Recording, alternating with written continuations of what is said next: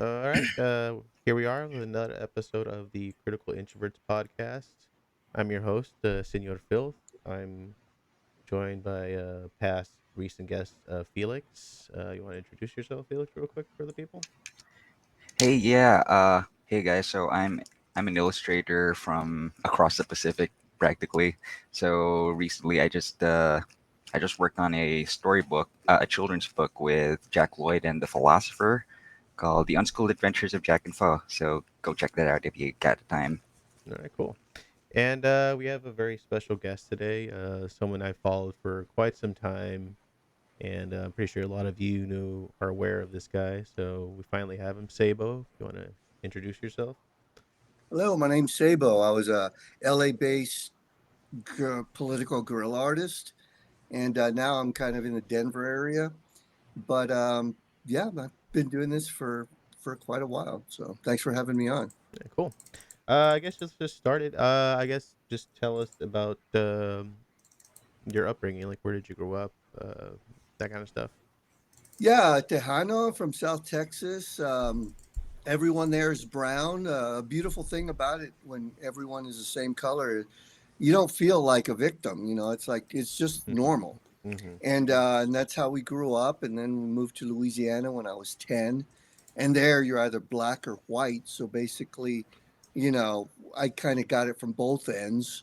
Mm-hmm. And kind of got it from both ends. And about the time I was 18, I joined the Marines. And that took me to California. I kind of excelled early on in the Marines. So they kind of let me go wherever I wanted to go. Mm-hmm. And I said, I want to go to Camp Pendleton. And so they shipped me there.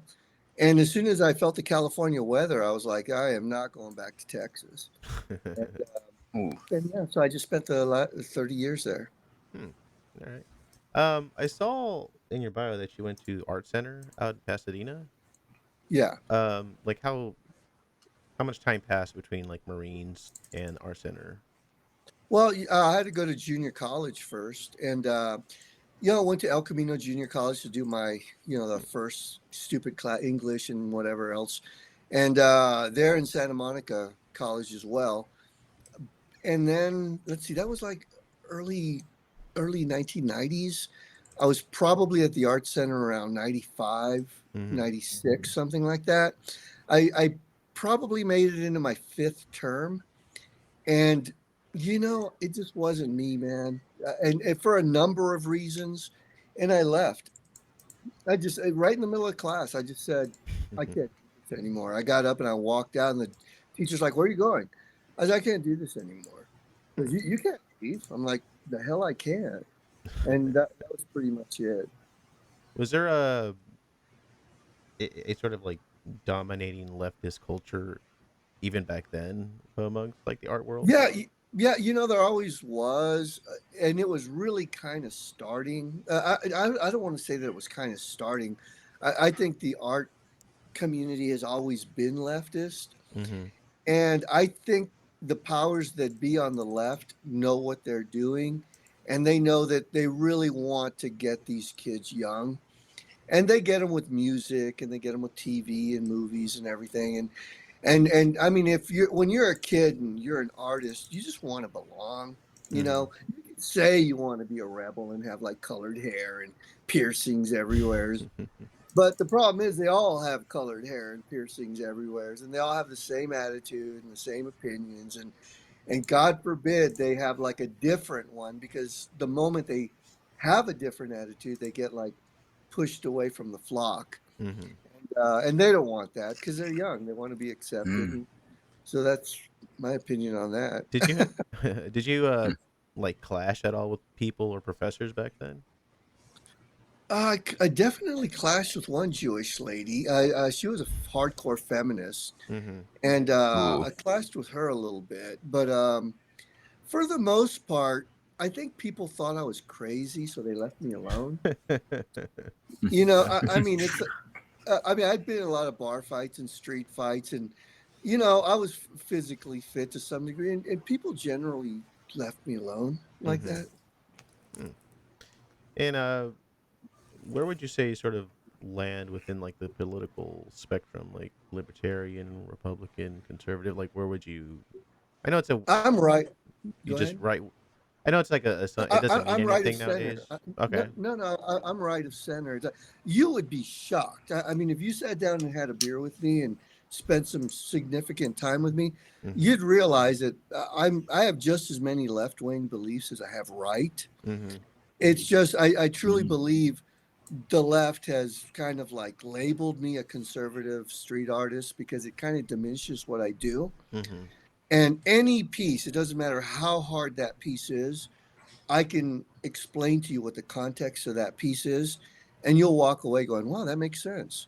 And it's like, and I would say, I mean, I've been, I've had Hollywood Reporter like 26 times, New York Times, Elliot. I've been interviewed by any of a number of people, and every person, pretty much almost every person that walked away after an interview is like, "Wow, I thought you were going to be a demon, but you turned out to be all right." Yeah. And the only Mm. people that think I'm a demon are people that haven't interviewed me or met me. Hmm. What would you say sort of like shaped your kind of worldview?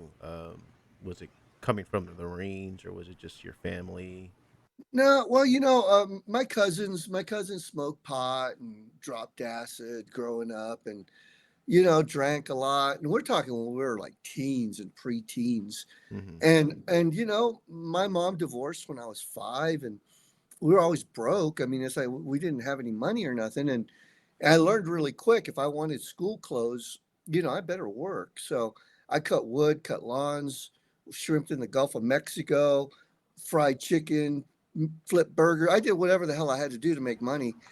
And I looked at my cousins, and they were all getting allowances from their parents. And I kind of figured, well, I guess I'm a Republican and they're fucking Democrats. And Wow. that was very a juvenile way of looking at it, but it's like I don't know. It's just I just believed in hard work. I mean, even when I worked in studios, I was the Mm-hmm. first one in and the last one out. Man, it's like I loved doing art. I loved working, and that was that.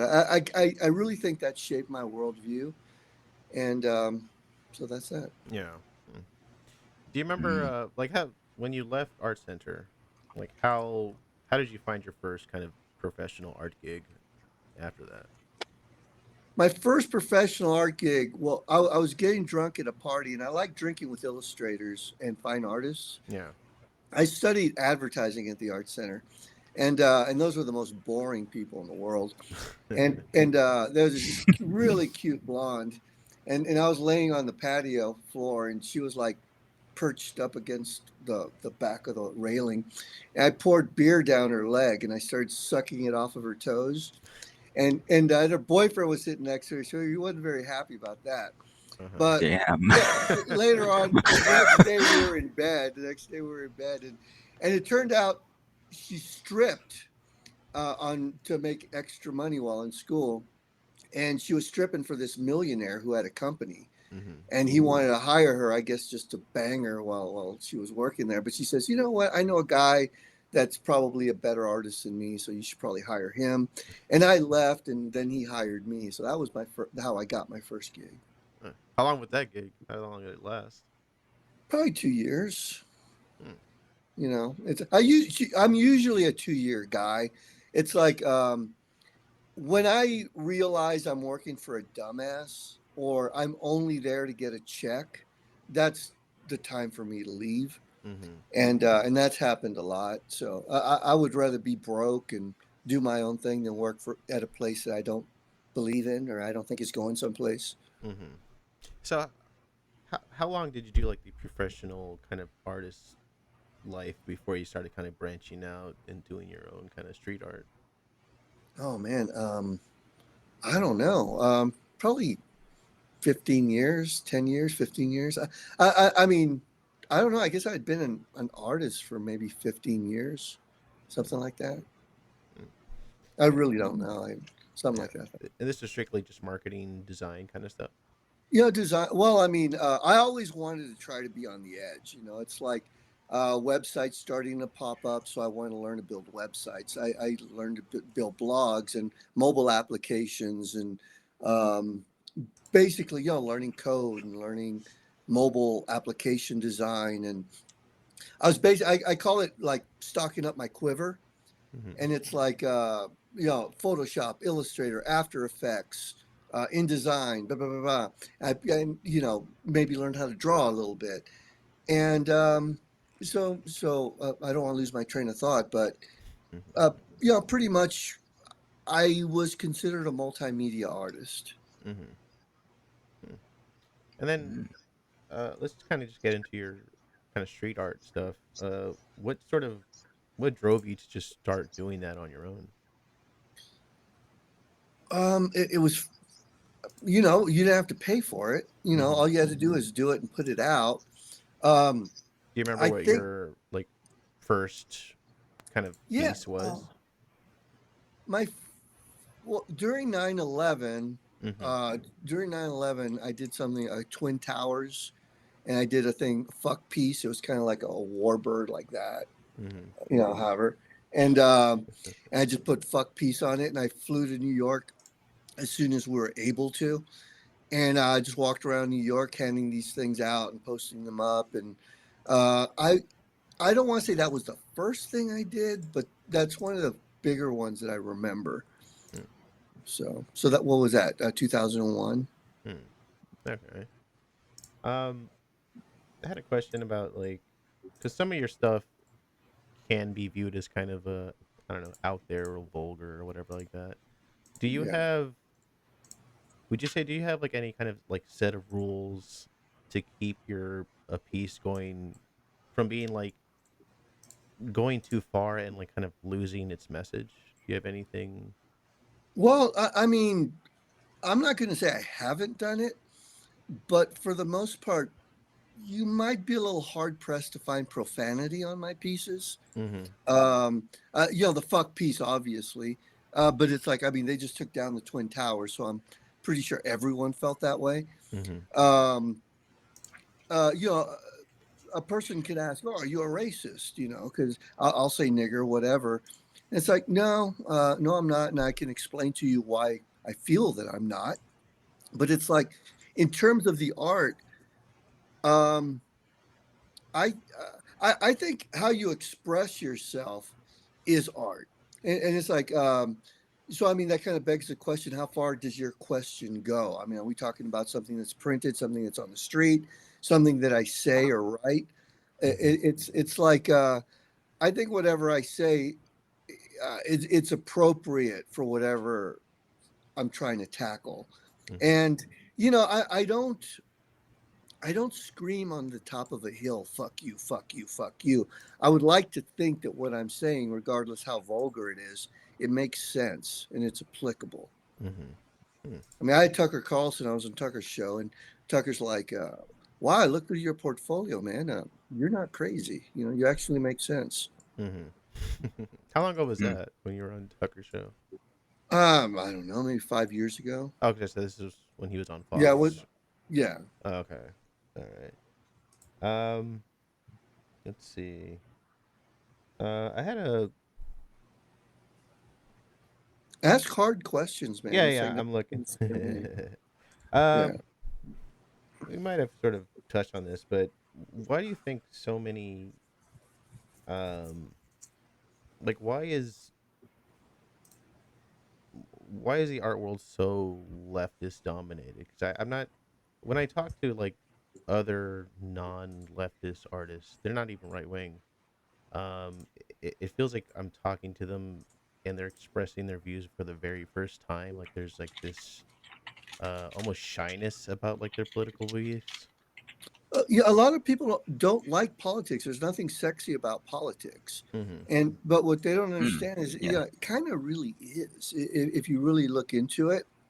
But to begin with, a lot of people aren't very political, and quite a number of artists have very, they want to express how they feel about certain things, which are political, Mm-hmm. but it's very surfacey. It's very easy to strip them down and throw them against the wall, and it's at that point that's why people like Antifa say, "We don't talk to Nazis." You try and have a conversation with them. Well, we're not going to talk to you.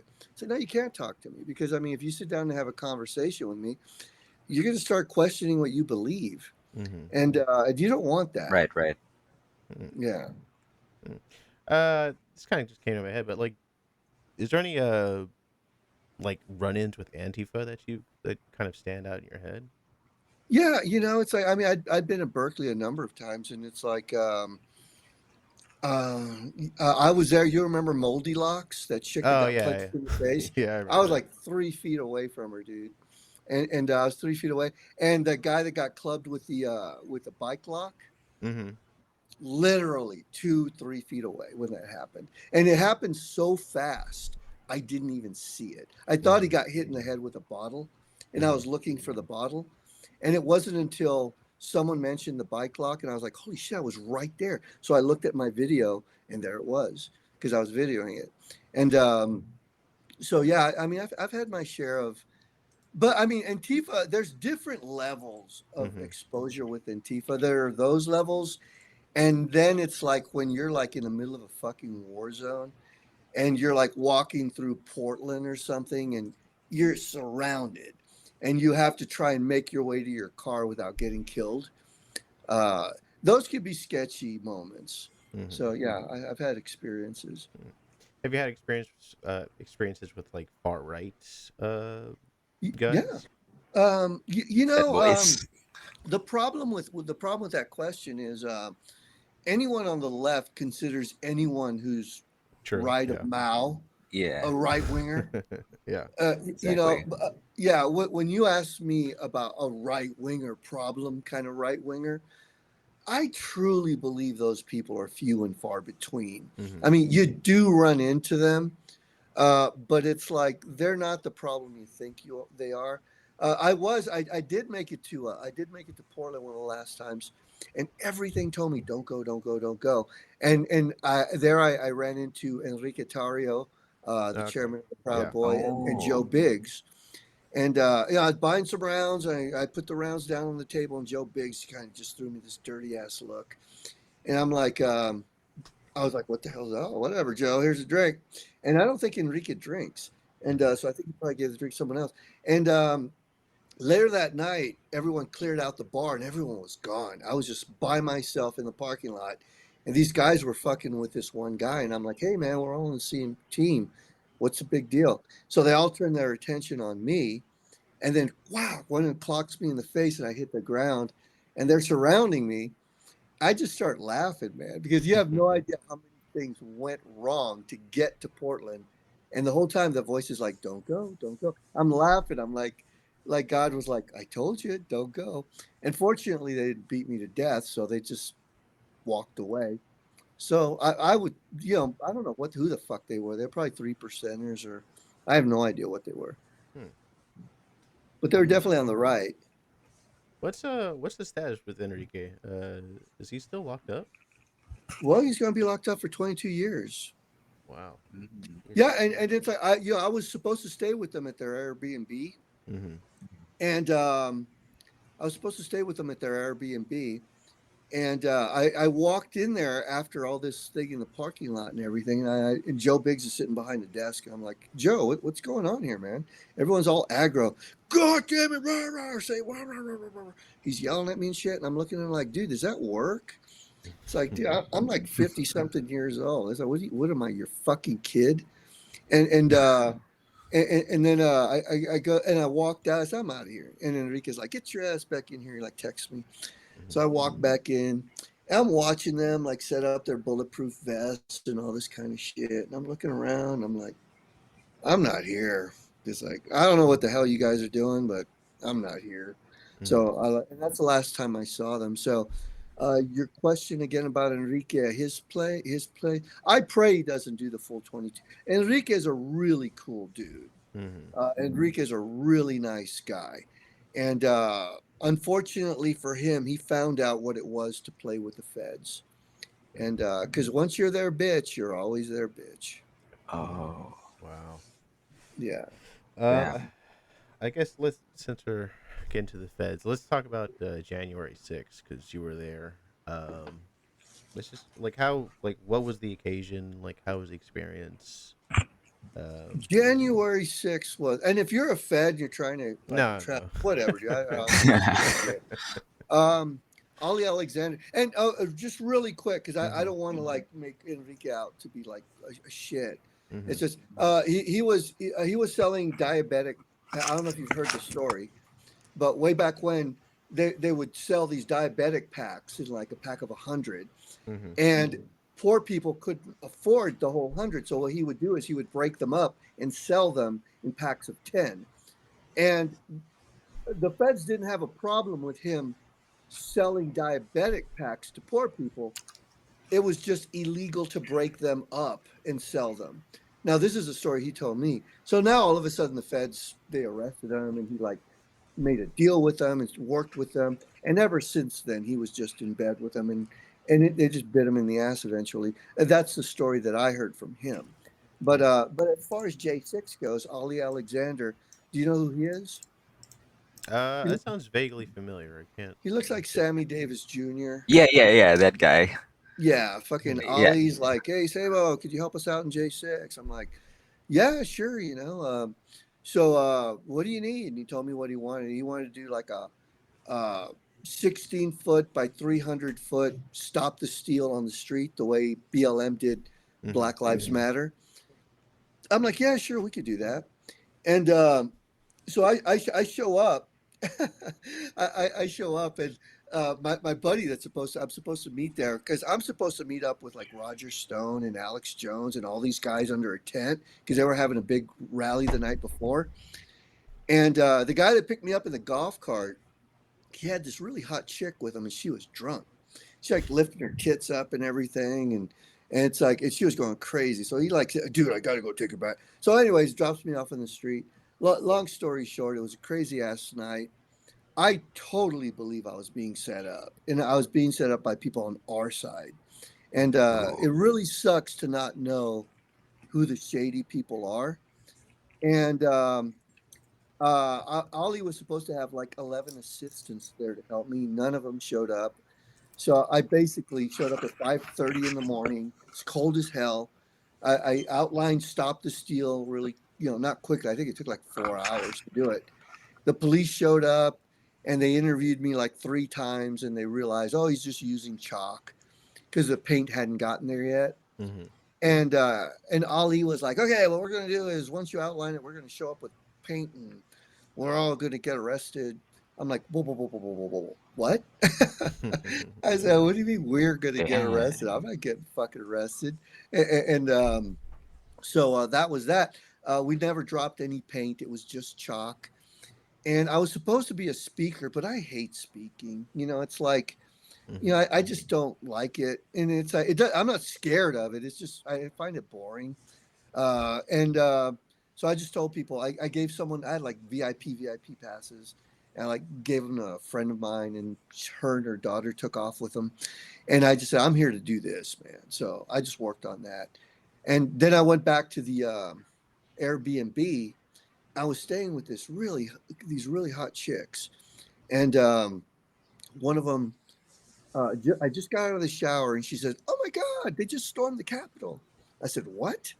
And I said, "They just stormed the Capitol." So I said, "Let's go." So we like, got all dressed up and like booked for the area, Mm-hmm. and it was surreal, man.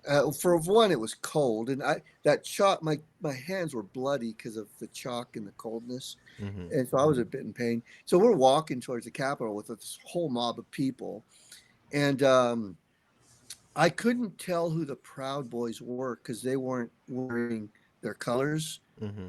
and I didn't run into them.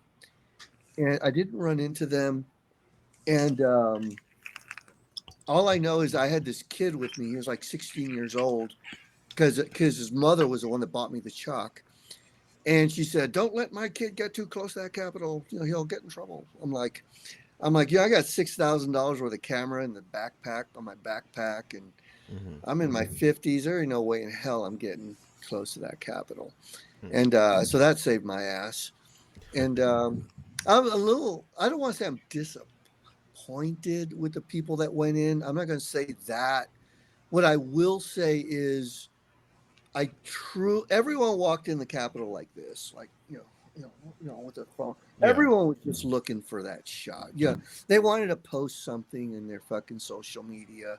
They wanted to say that they were there, and it's like it bit them in the ass, Hmm. you know. And later that night, it was the most exciting. It was very exciting, and I really can't go into a number of other things Hmm. because I don't need to put them on the table because the feds might kick my door down. But I don't need to hand myself over. But the rally before then, there were some Proud Boys that I'm pretty sure were fucking feds, man. And What made you suspicious of them? um, okay, I flew in. And I was like, hey, I'm here. Well, we'll come pick you up. Like, no, dude, I'll just take, because I was supposed to meet up with like General Flynn and Roger Stone and these guys that were having a little thing. I'm like, no, dude, I'm just going to take a Uber. No, we'll come pick you up. We'll come pick you up. And I don't want to go through the whole story because it's a pretty fucking long story. But it's like they like held on to my bags and they kept it in the fucking apartment or their hotel room. And Hmm.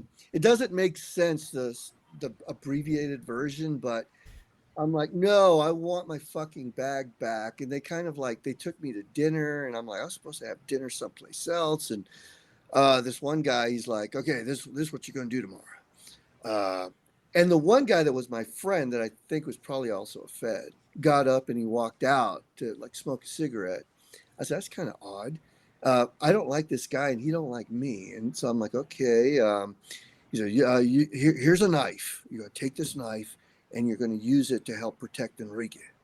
And if any Antifa people come, you're going to stab, stab, stab, stab. Yo, hey. I'm looking at him like, I am being set up. I said, okay, well, let's boil this down. We're going to be by the White House, and you want me to carry that knife? And I'm like, no. And so that was the last I spoke to those guys. My friend came back, and I was like, and not to mention, dude, there were honeypots. There were like hot chicks that will fuck anyone to get close. And I truly Hmm. believe that they're just trying to blackmail. Like, okay, if they could jump in bed, they'll take some pictures and then show my wife and blah, blah, blah, blah, blah. I'm like, I'm just here to put up some art, man.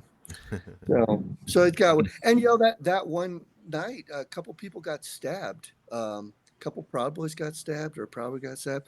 A couple Antifa or BLM people got stabbed, and I was walking around, and I'm not going to go into names, but I was calling people and I was going like, dude, this is not good. It's like, this is not good. We got a bunch of Proud Boys running around here screaming at the top of their lungs at 11 o'clock at night, and everyone in DC is screaming from their balconies, fuck you. And it's like, and not only that, they're being aggressive. That's not who we are. Hmm. And they basically just blew me off. And it was like, all right, whatever. And they paid for it later on, I guess. Did you like prior to Jan 6? Did you have any sort of like weird feelings about going out there? I never have a weird feeling about going anywheres. I actually enjoyed flying into DC on January 6th. That was the most positive air flight I think I've ever had. Normally, when you're in a plane with a bunch of Republicans, they're very like stuffy. It's like this time everyone was singing, laughing. The fucking whole plane was awesome lit. Hmm. And no, it's just um, I guess I just have a slight level of common sense. It's like when someone tells you, "Hey, this is what we're going to do," and it's stupid. I'm like, "No, I'm not." It's like, thanks, anyways.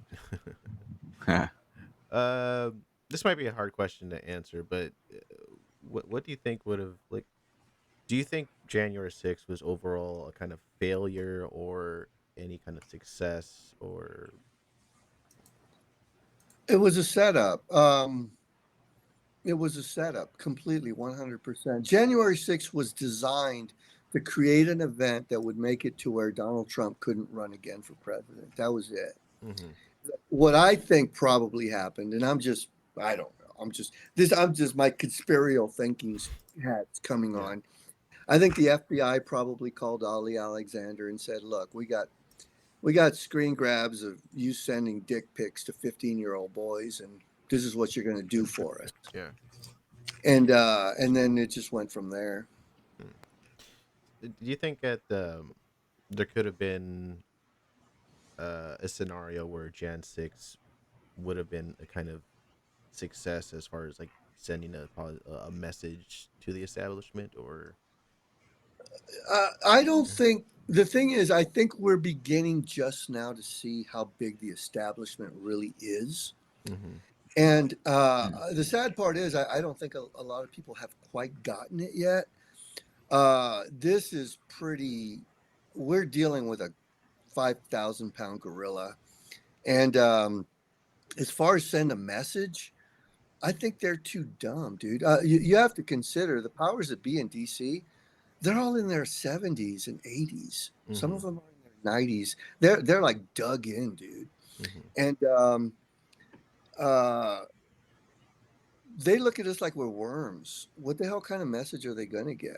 You know, Hmm. it wasn't an insurrection. It was no one had guns. No one had, Yeah. you know, the Mm. only people that had guns were cops and feds, and maybe one retard from Texas. But but you know, um, I guess let's kind of get into. Do you have any just general issues uh culturally with the right and like how they're handling things? yeah,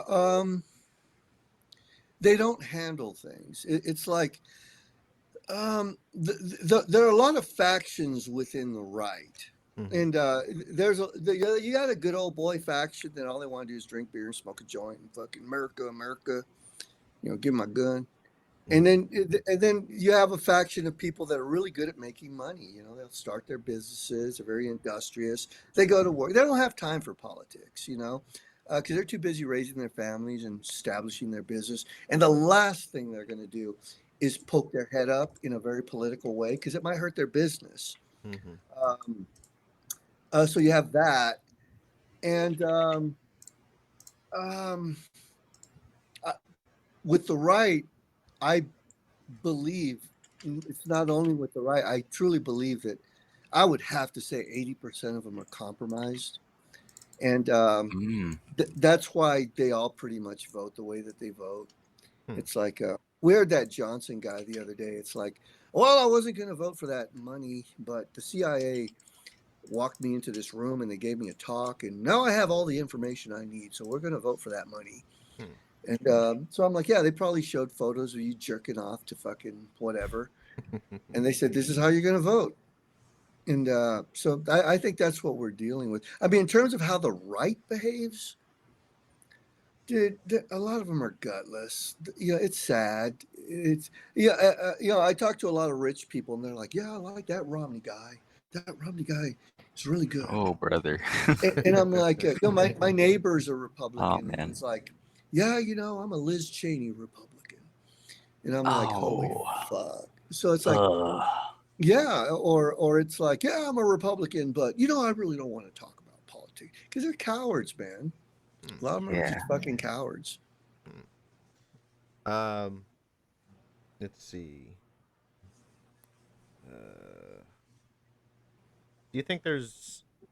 I mean, since there's an election coming up, um, what do you think this? How that's gonna kind of like all go down? Like, do you think there will be an election, or Yeah, I mean, anything like that? it would take something awful for there not to be an election. But as that one philosopher said, it's like a tyrant would destroy his own country to rule over the ashes. Mm-hmm. So that's Biden. Biden will do anything for to win. So it wouldn't surprise me if something big happened. But we're already starting to see what's about to happen. You have all these fucking idiot college students out there going, you know, free Palestine, free Palestine. They don't know what the fuck they're talking about. It's like, you know, Hamas is using them, Iran is using them, and all we need is one or two of them to get killed by a cop or something, and then you're going to have George Floyd 2.0. Hmm. And so we're going to have to deal with that. But the difference is you're not going to have the Proud Boys or the Three Percenters or the Oath Keepers fighting back, you know. So I would imagine at this point they're all like, you know what, fuck you guys. Mm. um, I guess let's sort of talk about what do you where are you at with Trump right now? You know, I like Trump. I still, I did, you know, I was a Cruz guy. I was really pissed when he got the nomination, but he did really well in the 3 years the first 3 years that he was in before COVID, he did really well. And he won me over. And COVID happened, and you know, people are like, "Oh, you know, he really fucked up with COVID. He handled that really poorly." I'm like, I can't imagine how anyone would have handled it well. I mean, Obama would have handled it well because he was black, and it's like it doesn't matter what he did. Everyone just would have said he handled it well. Mm-hmm. And but it's like, so now all you have to do is see what Trump is going through in terms of all the lawfare. Mm-hmm. It's like they really don't want that guy to run. They really don't want that guy to win, and you have to question why. Mm-hmm. You know, it's like you seriously have to question why. My concern isn't with Trump. I hope he does get reelected. I hope he does, you know, fucking an awesome 4 years. My concern is what happens after that. It's got because I don't see any firebrands like standing behind them that are gonna, you know, take over. Mm-hmm. I, I was hoping it would be DeSantis, but that you know, he had to run before his time. So Yeah. it's like, oh, whatever. Mhm. Yeah, I think DeSantis. I think he's just too boring to really lead for some reason. He doesn't Yeah, he's just another Romney. kind of yeah. Like there's Yeah. something about Trump that he pisses off the right amount of people, and the main reason why I'm a Trump guy. Mainly because he just pisses off the right people, and Yeah. I don't think Yeah, DeSantis has that in him to throw it back at the establishment. He seems too dull for that. He's yeah. I got mean, that not to fade. mention Yeah. he was part of the intelligence in the Navy, I believe, and Mm-hmm. so he Right. basically Right. comes from that crop. And I don't know why, but and he was Yale, and you know Yale Skull and Bones. I don't know if he's a bonesman or not, but if he is, you know, wouldn't surprise me. And you know, there's a skit Kid Rock once did, and he says, "Oh, I love it when a black guy comes up to me and says, 'I raise my kids.'" Chris Rock is like, "That's what you're supposed to do, you dumb motherfucker." Mm-hmm. So it's like when DeSantis is like, "This is how I handled COVID." It's like, yeah, that's what you were supposed to do, you dumb motherfucker. Why didn't every other Republican governor out there do the same thing?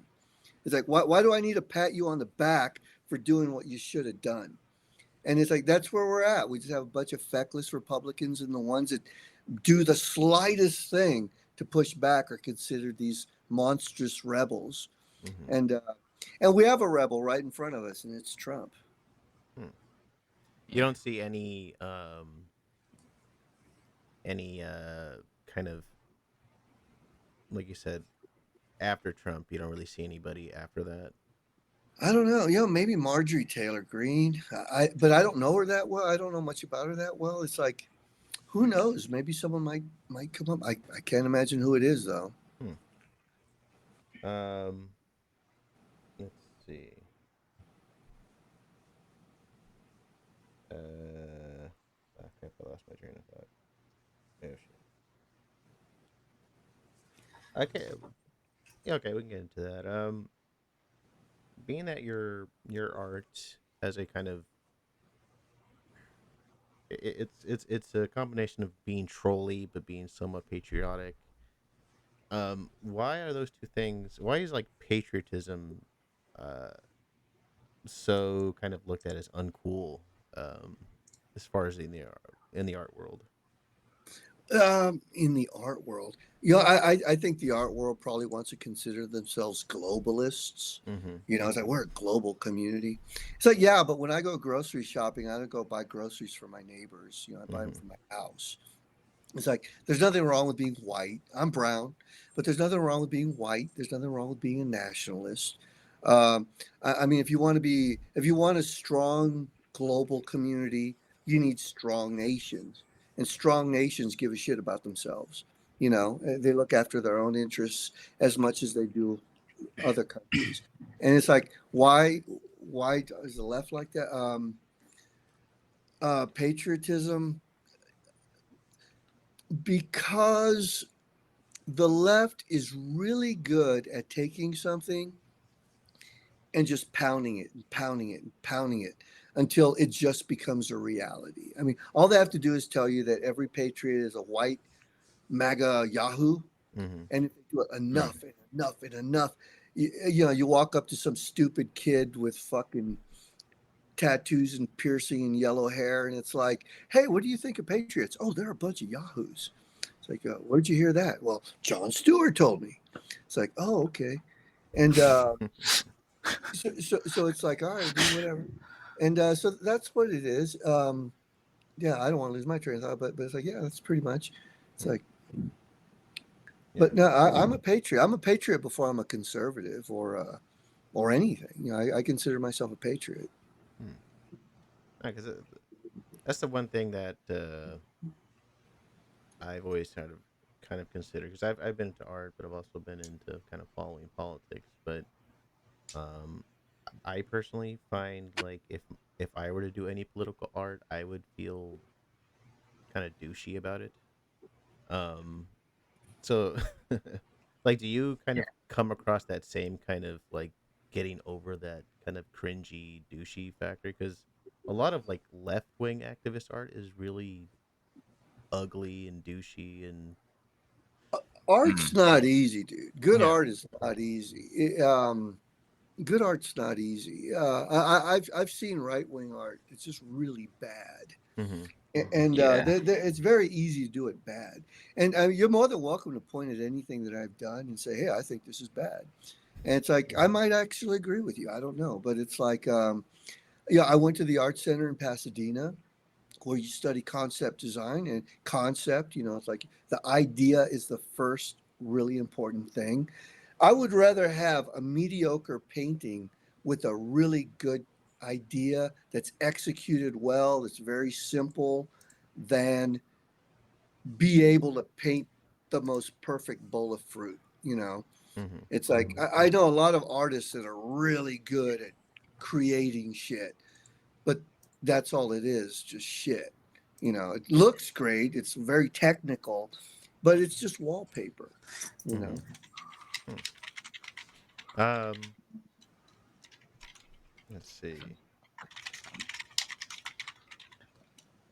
Okay. You usually kind of go, like, you're a big fan of California, the state. Uh, do you see a kind of positive future for California? I don't know. Uh, I don't see a positive future for the country. It's like as far as the problem with California is a lot of us left, and a lot of new people showed up. Mm-hmm. And the new people are just going to know California for what it is when they got there.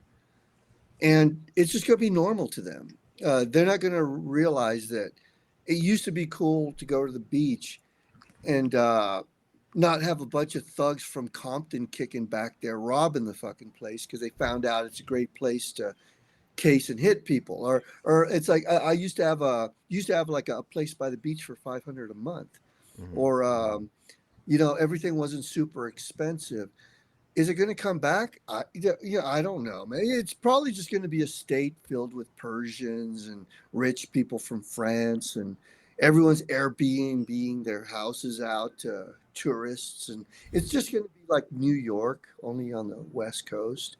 Hmm. I don't know, and not, but the whole country, it's like, dude, come on. It's like, there used to be a time when if I really needed to escape, I could go to Texas or Louisiana and get a 2 bedroom apartment for 700 a month.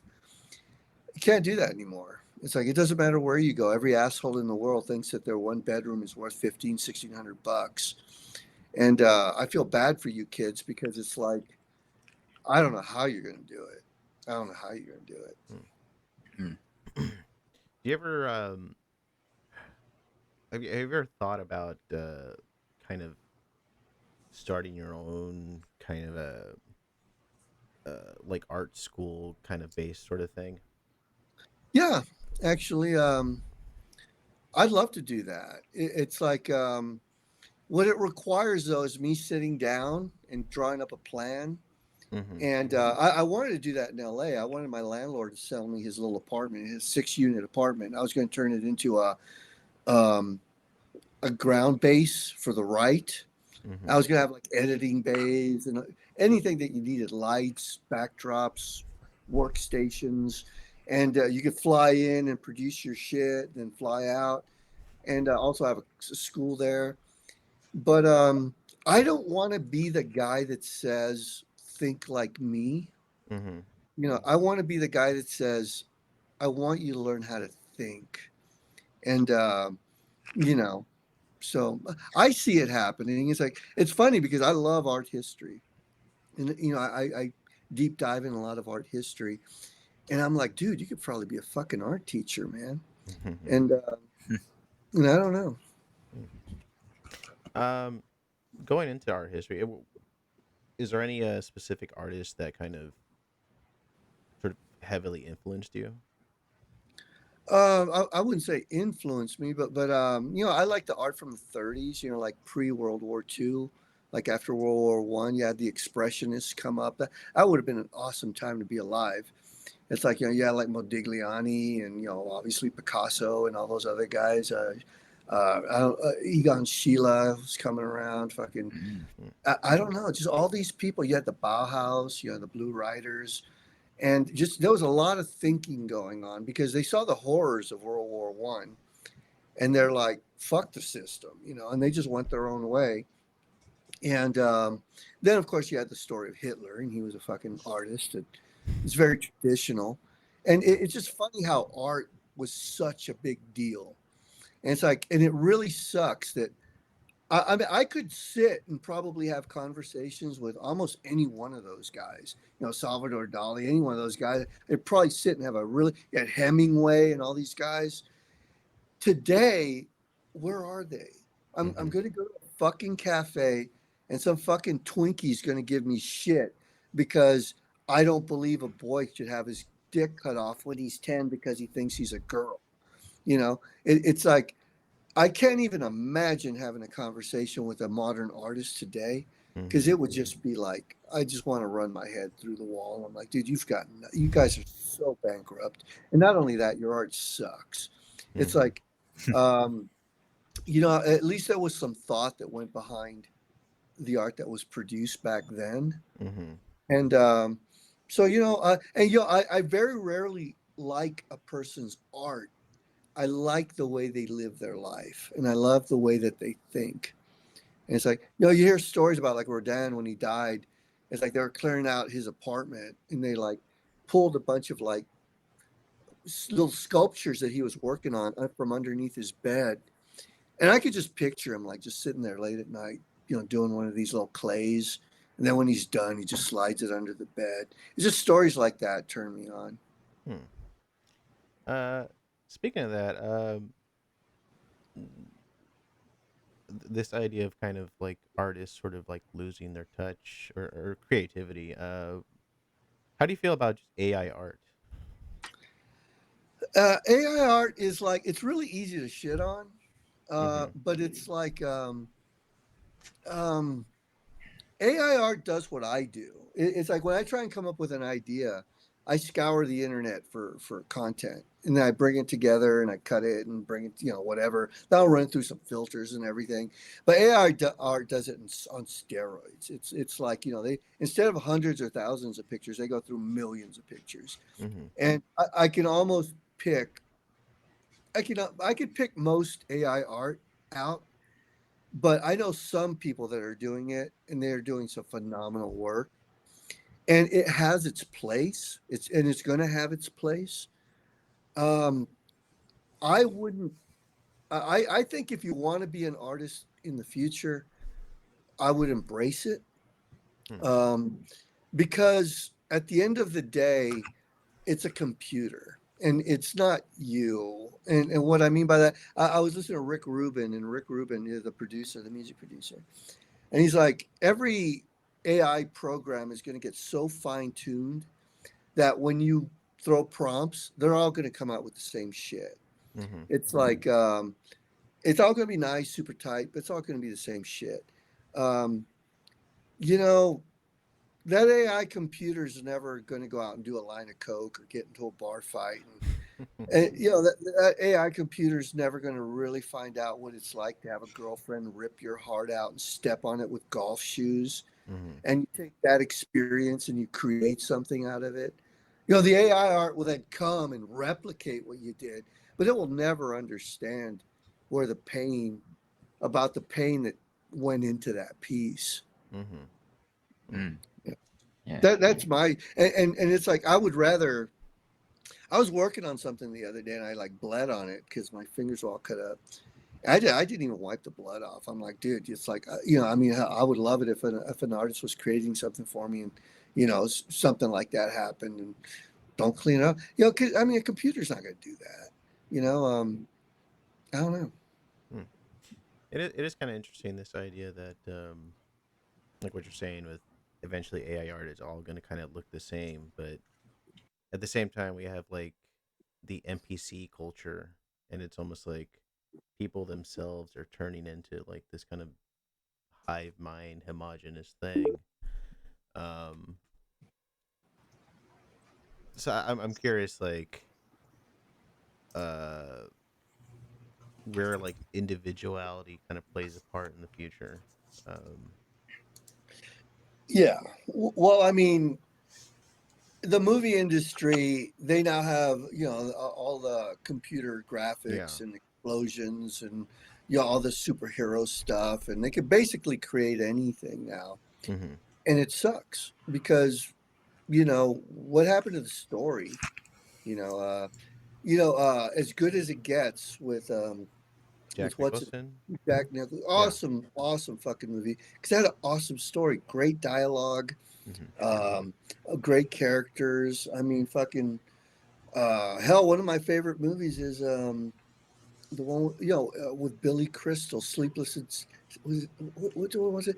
The one where he goes to New York With with When Harry Meg Met Ryan, Sally. what Harry Harry Met Met Sally. Sally. Yeah. Harry Met That's Sally. one of Yeah. my favorite movies, dude. Awesome fucking story, great characters, well written. It's like there were no explosions. There wasn't some jackass flying around with a jetpack and being followed by demons and shit. It's like, Mm-hmm. where's a good story at? It's like, so now every dumbass in the world is going to think, well, I'll just do an AI movie. It's going to write the script for me. And I want the characters to be like Norman Mailer, fucking whatever the hell. Mm-hmm. And it's just going to be shit. You know, Mm-hmm. every now and then they'll knock it out of the park. But for the most part, you just have talentless people doing you. It's like when a person buys a camera and they're like, dude, I got a really nice camera. It's 5,000 megapixels and I'm a photographer now. You want to hire me to be a photographer? Mm-hmm. I'm like, do you know anything about composition? Do you know anything about lighting? Do you know anything about, a pagination? Do you know anything about any of this shit? It's like, okay, you have a really nice camera you spend a lot of money for and whatever, you know. That's how I see Yeah. AI. Mhm. Um. Uh. Have you been following any like the sort of collapse of Hollywood in the last like 2 years? Like every movie bombing, kind Yeah, of stuff like that. yeah. I mean, I haven't hit the Oscars with street art in a couple of years now, for the Mm-hmm. most part. I did something and it made some press this year, but I didn't try, and because I mean, it died a long time ago. It's Mm-hmm. like, when's the last time you've seen a movie star that you're like, wow, that's kind of cool? I like that guy. It's like it died a long time ago, man. They did it to themselves, and there's a lot of people on the right. I know a lot, like big musicians that you wouldn't know, not that you would know, but it's like I'm not going to tell you who they are, but it's like they're like, oh, fuck, it's all fucked up, and blah, blah, blah, blah, blah. Well, why don't you say anything? Cause man, I'll never get another gig again. And they did it to themselves. It's like, even the people on the right, they did it to themselves because they didn't open their mouths. Mm-hmm. And yeah, they would have gotten fired or whatever, but they were going to get fired anyways. I mean, Hollywood's crumbling, and the question is, you know, who's going to pick up the ball? Everyone loves stories. I mean, telling Mm-hmm. stories is never going to stop. It's just a question of where's it going to be picked up.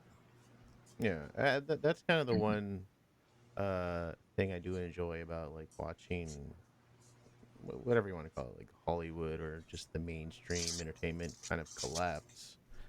Because it does open the door for independent creators to kind of just come out and make simple things. Kind of reminds me of like um sort of like when Nirvana came and kind of like rinsed off all the like the hairband kind of shit. Like I think Yeah. something like that.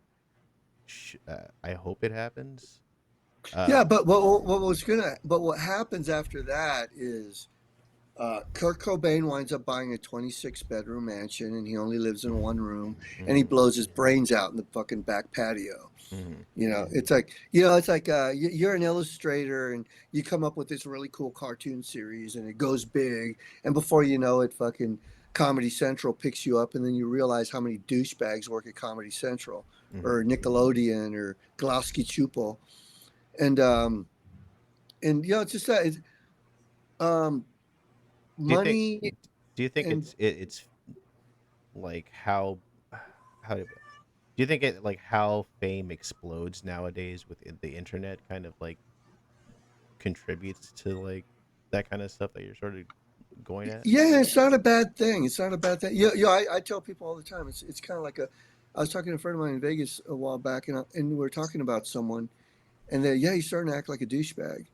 I said, the guy didn't have anything, and then all of a sudden he's got all this, all this attention. He's making some money. I expect him to become a douchebag. The question isn't, is he going to become a douchebag? The question is he going to learn and pull back Mm-hmm. and, Mm. survive? And I remember, I remember I was in Berkeley. I did this little thing after I did this little thing with Tim Pool. I did a little video. I was like, Tim Pool is going to die in a really big house. He's going to blow his brains out in a really big pool because he's going to wake up one day and realize how much of a douchebag he is. And Ooh. so I mean, you look at Crowder. We learned that Crowder's a douchebag. You look at Yeah. Candace Owens. I mean, Ben, all these guys, they are no one I want to hang out with or know. Mm-hmm. So Yeah. it's like whatever. Hmm. Do you think it's kind of unavoidable for someone to gain that kind of attention and not become a douchebag? I don't know. I think if you're not used to attention and having a little bit of money, it's gonna happen. It's just would like, people will give me a hard time. They go, "Oh, Sable hasn't done anything in a while. Oh, Sable's dead. Sable this, Sable that." I said, "No, I succeeded, man. I succeeded a long time ago. I mean, I did what I wanted to do. I did it on my own terms. If anyone calls me up, they know who they're talking to. They know I'm not going to sell out. They know I'm going to do it my way. They know I've established that for myself. I live within my means. Um, I don't need an Aston Martin. It's like I don't need some fucking chick with big tits and whatever. It's like that's what you want when you're 26, Hmm. 34, and it's like it's not important to me. So is it possible? It's possible, and there's nothing wrong with having money. There's nothing wrong with success. Mm. It's just you have to learn to keep it in its place, Hmm. or or before you know it, you're just going to become that guy. And I've had assistants that I truly believe they just wanted to be famous. It's like, and it got to the point to where, yeah, I don't. I did my share of interviews, and they'd be like standing next to me, standing next to me. I'm like, go ahead, you can go. The news crew's here, go talk to them because I just didn't want to. Hmm. But those are the people I don't want to see succeed because they just become those tyrants. Hmm. Mm. Um, do you think that like because the internet is sort of like decentralized everything that kind of that level of fame and attention will kind of will sort of die down? No, I don't think. You I think? don't know. I couldn't tell you that. There's nothing wrong with social media. How should I say? Obviously, there's a lot wrong with it, but it's like you could find a really big following in social media. It's like there's a Yeah. reason why I'm deplatformed from, Twitter and Instagram and Facebook. I have accounts now, and they have like 1,000 people on it because they took all my big ones away. And it's amazing when you've got like 25,000 people or something, and then someone just texts you, "Hey, I like what you do. How can I help you?" And the next thing you know, you got $10,000 that they send you, Mm-hmm. and it's like, how else can that happen? Or it's like you can say it's going to be a $10,000 to $20,000 week, and it happens. Social media can really help out, and full well there's some people out there that make a shit ton of money a day. Mm-hmm. So it's just, I don't know, learn how to play it, I guess. Mm-hmm. Uh, I am curious because you kind of like went through the whole like Berkeley culture war days. Do you see because there was a whole thing. I don't know if you followed anything about the oh, what's it called? The Sweet Baby Ink thing. Um, Ah, yeah. but The, that was sort of like people were comparing that to something that happened back in I think 2015 called the Gamergate. Gamergate. And I'm curious, like, if you think that like those kind of Berkeley crazy culture war days are gonna kind of like come back. Just how like Sweet Baby Inc. sort of like reminded everybody of Gamergate kind of thing. Yeah, I don't know a lot about game. I know the Gamergate people wanted to come after me once because of something that this one Oh, other conservative street group did, Mm-hmm. and they got, I forget what the hell they did, but they kind of came after me, and I just told them, dude, I don't play those games. I don't know what to tell you. But I mean, as far as Berkeley, I was just looking at videos. I'm just scrubbing through some videos before I Mm-hmm. came on here. Mm-hmm. I don't know, man. Because I mean, you need the one side and the other to clash. Mm-hmm. It's like right now the people on the right are so fucking afraid, especially after January 6th. Mm-hmm. I don't. It's you're gonna be. You're not gonna have the Proud Boys or the fucking these people go up to Berkeley and fight with Antifa again. I mean, those days were epic, and I don't see they're not going to come back. I don't think they're going to come back this election cycle. Mm-hmm. But whatever. Hmm. I don't know. I guess before we kind of go, there's like the talk of like civil war and national divorce. Where do you think like the probability of those things going down happening within the next, I don't know, 10 years? I think it's possible. I think a lot of people are going to wake up when the first bullet goes in their chest, and they're going to realize it's not a video game. Mm-hmm. But yeah. the problem is, it's like you have to consider back in 2016 when we were taking on Antifa in Berkeley, they were like what 20 years old, and now they're like in their late 20s, early 30s. Mm-hmm. When this whole Civil War thing, if it does kick off, they'll be like in their mid 30s, going into their 40s, and a lot of the patriots are going to be dead, because they're just old, and it's just going to be a mess, man. You're basically going to have a shit ton of stupid people doing stupid things, and it's just going to be ugly. They're going to be fighting for things that they know nothing about. That like that they know nothing about. So it's just going to be sad. I'll be old enough to where I'll just kick back and watch. You know.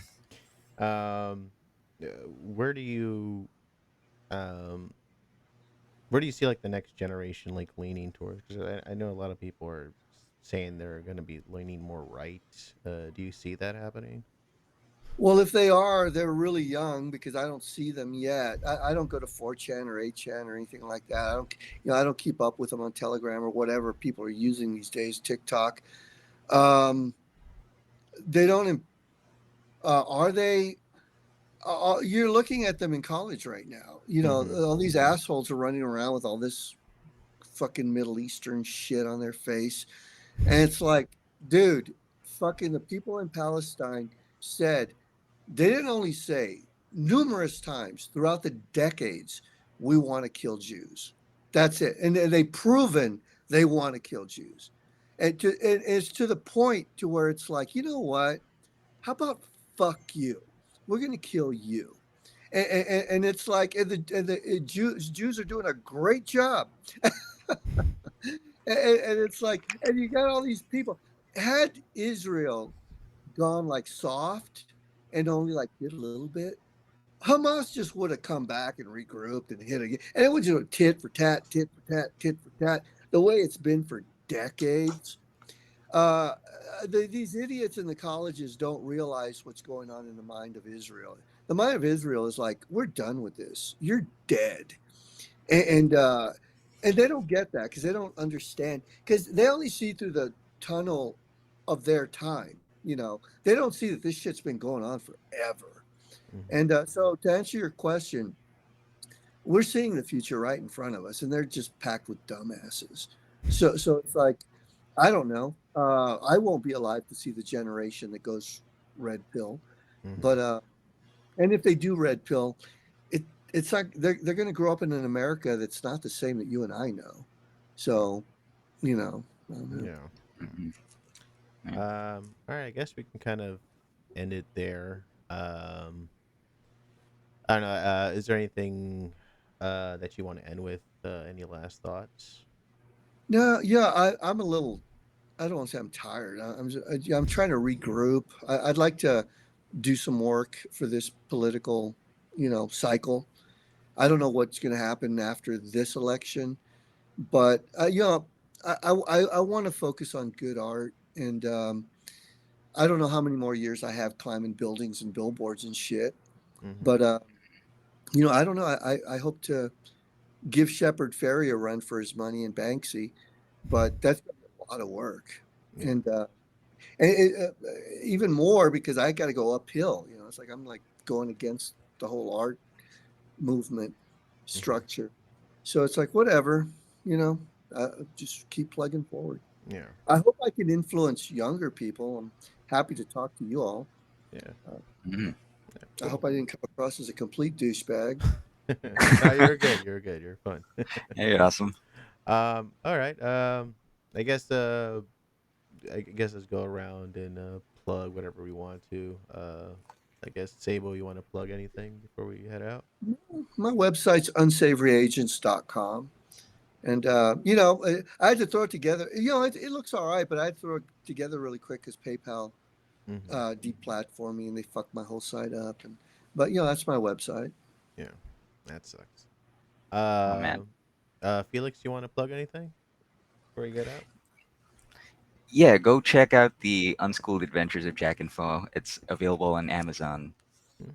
All right, cool. Yeah, and yeah, be on the lookout for me for to Van Moore in the summer once it gets warm again here out in LA. And yeah, so be on the lookout for that for this episode. Thanks, Sabo, for being on. This was fun. Felix, thanks for joining me. Yeah, thank you guys for watching. See ya. Peace. Later. Bye. Awesome.